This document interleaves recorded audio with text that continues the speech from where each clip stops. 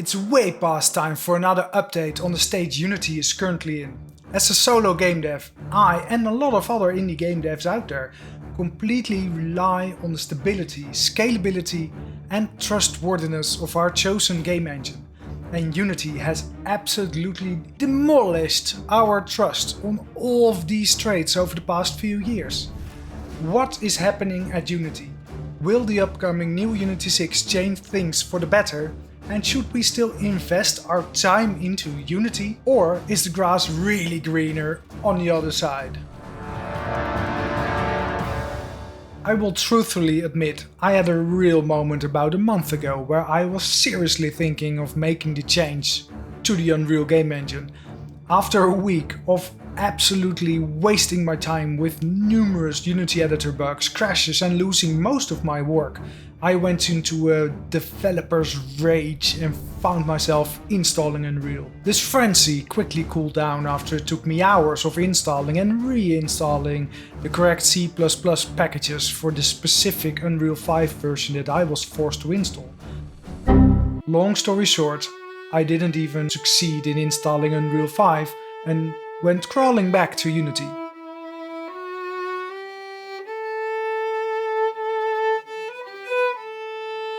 Do I feel like a total idiot for not being able to install Unreal 5? Maybe. Alright, so what's new in the land of Unity 6? Which is currently in public preview, aimed to be released sometime this summer. In an earlier video on the topic of Unity, I spoke about how Unity did a full reset and fired the whole URP team at the start of this year, and the whole industry was buzzing about it. Funnily enough, I quickly received a message from a Unity employee saying that it was untrue and that things were gearing up for big and exciting things. Well, personally, I find it quite difficult to find the actual truth in this. I did a quick background check on the employee and he looks legit, but I really wonder why he would make a claim like this, as the internet is riddled with information on massive layoffs, like the developer that was working on STP.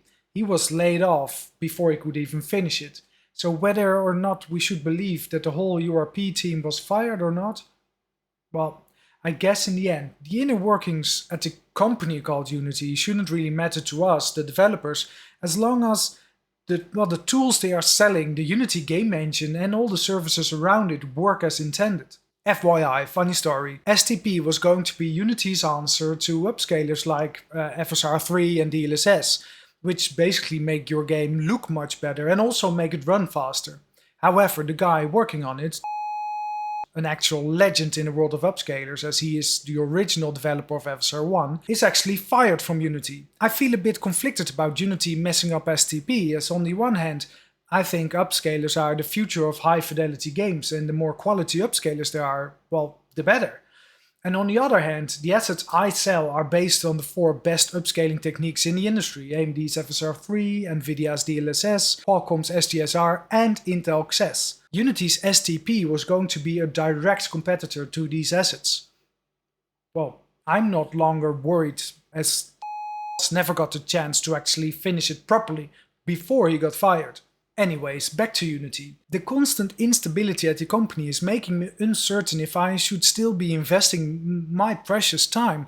What if they one day make a decision that really makes it impossible for indie devs to keep using the engine? One thing we all know is that Unity needs money, an improvement in their revenue model, so that they can keep investing into making the engine better to be able to win the competition with Unreal.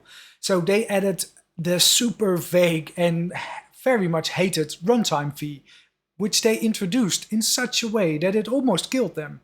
Way to go, Unity! When I now look at their runtime fee calculator website, however, I don't think I hate it. At worst, I have to pay like 2.5% of my game's monthly revenue, which sounds absolutely reasonable to me. The thing that I'm really not happy about though is the term self-reporting, which they added on the bottom of the information dump about the runtime fee. When I think about the horror of the amount of administration I'd have to go through to provide them with the correct data, Joking aside, I think this is a real issue. The number one thing I really hate about having my own business is the quarterly mandatory tax administration and the amount of time it takes. Now, if you have published multiple games on multiple platforms, you will already know what I'm talking about, but if you have not, then trust me when I say that it's near impossible to get the data Unity wants from you. Each platform has a totally different way of providing you the sales figures. Some will combine the total amount of sales over all the games you have published. Some will split it. Some will provide it in dollars, others in your own currency. Some will not provide it to you at all, as you have a publisher who will not provide you this data on a regular basis, if they provide it at all. As a game dev, I am more than willing to invest back in my chosen game engine. So Unity, you can take my 2.5% revenues of my games, but I'm not going to provide you with the data you are asking for, simply because it's impossible. Now, apart from the runtime fee, they also said they'll remove the cheaper Unity Plus subscriptions, which I get because it was basically just a cheaper Unity Pro with the exact same benefits, just another name, so there's absolutely no use.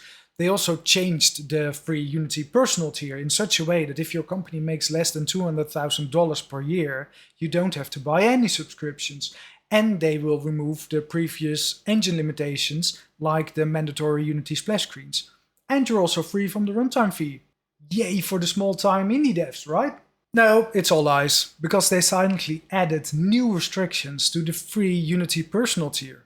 Just like in the old days where you needed separate licenses to build for iOS and Android. Now you also need Unity Pro to create projects for the Apple Vision Pro, and the same goes for all the console platforms. And when I say you're not able to create, I really mean you're not able to create. Normally, you can create a project for any platform, only the build options are grayed out. Now they actually uninstall the required platform packages, so you're totally locked out.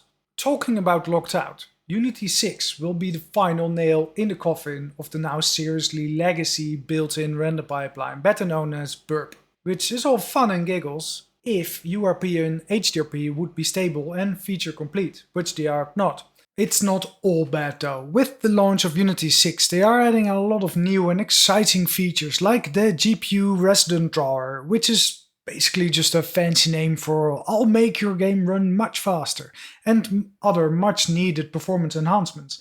In Unity 6 it seems that they are trying to also make the render pipelines URP and HDRP more alike, so in the future it would become easier to switch your project or asset from HDRP to URP or the other way around. This means that they are making massive changes to URP. URP. Now here they did something really fun.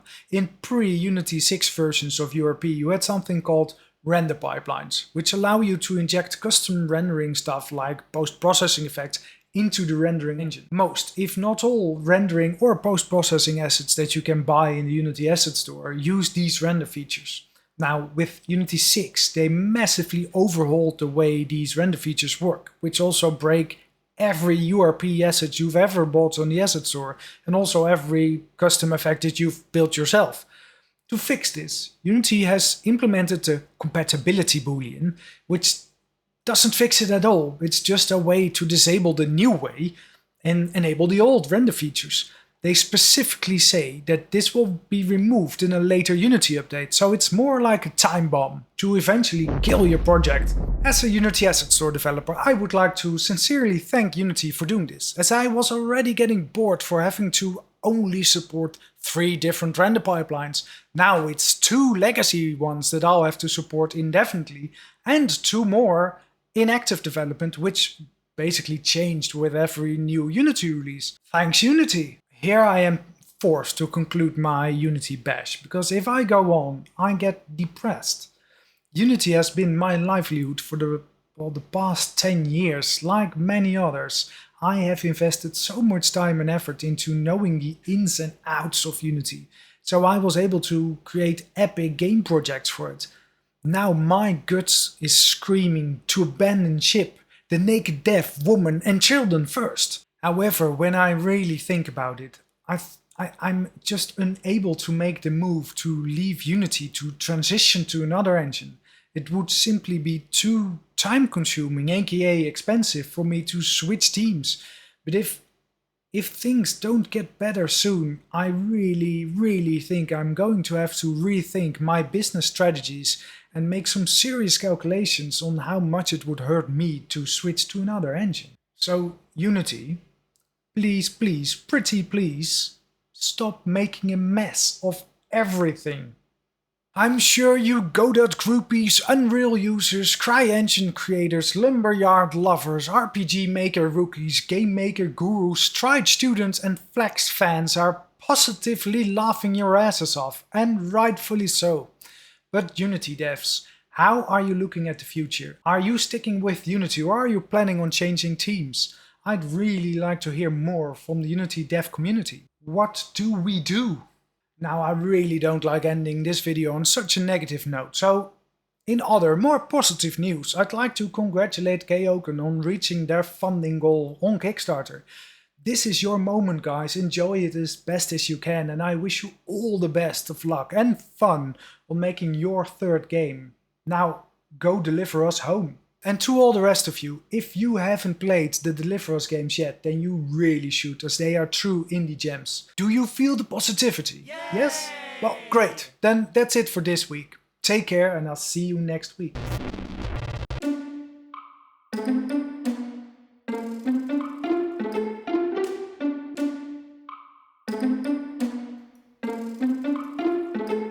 That was easy. I didn't need to install anything.